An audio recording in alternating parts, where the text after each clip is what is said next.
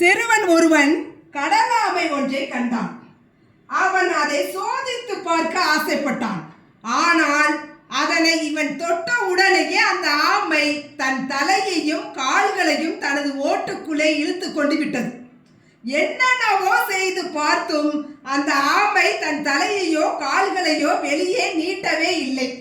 உடனே ஒரு குச்சியை எடுத்து வந்து அதனை குத்தி பார்க்கலாம் என்று மீண்டும் அதன் அருகே நெருங்கினான்.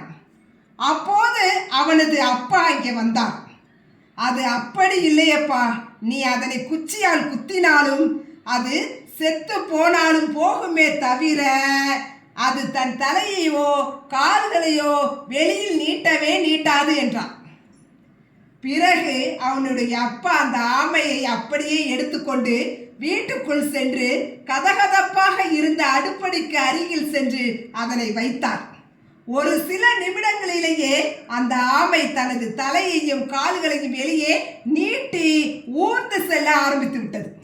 அதனை ஆச்சரியத்துடன் பார்த்த சிறுவனை நோக்கி அவனுடைய அப்பா சொன்னார், ஆமைகள் மட்டுமல்ல, மனிதர்களும் அப்படித்தான் என்றார். உன்னை சுற்றி இருப்பவர்களை நீ மாற்ற விரும்பினால் உனது இனிய முகத்தை கொண்டும் உனது கனிவான இதயத்தை கொண்டும் அவர்களின் இதயத்தை மாற்ற முடியாது என்றார்.